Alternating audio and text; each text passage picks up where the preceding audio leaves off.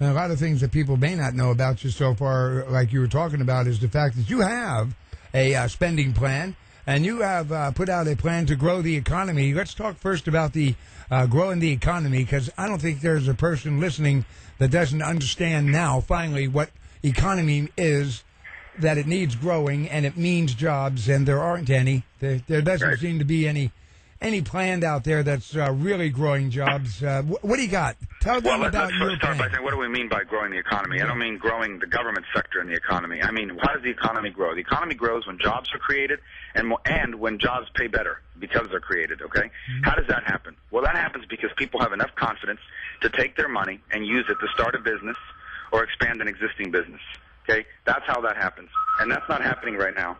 Now, why isn't that happening right now? We need to ask ourselves, why isn't that happening? And the answer is pretty simple.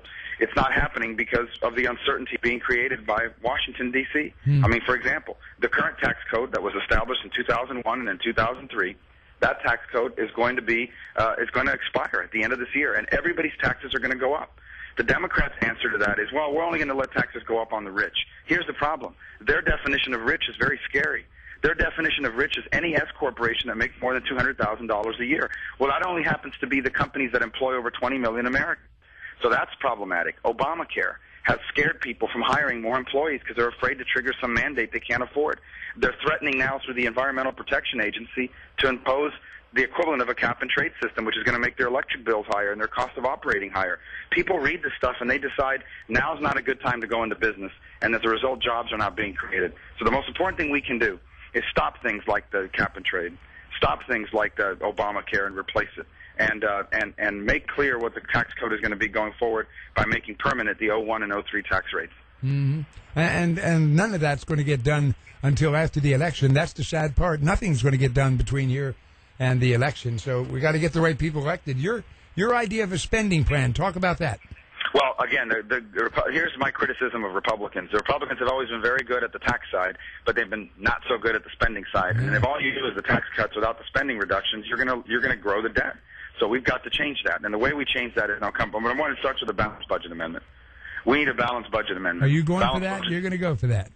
Oh, absolutely. A balanced budget amendment that has to be coupled with a requirement that any tax increases be voted on by a two-thirds majority in both the House and Senate. Because what they'll do, balanced budget amendments can act as an excuse to raise taxes if you don't have a restriction like that in place.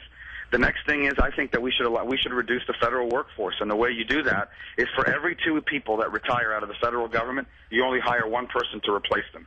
You don't, obviously that doesn't include veterans or defense spending, but everything else. The other thing you do is you allow all these spending programs that Congress authorizes. Every 10 years, those programs expire unless they're reinstituted by Congress. What happens now is these programs are created, and then they exist in perpetuity. No one ever gets rid of them. How about a 10% reduction in the budgets of the White House and the Congress? How about allowing every American a little checkoff box at the top of their tax return where they can designate up to 10% of their taxes go specifically to debt reduction?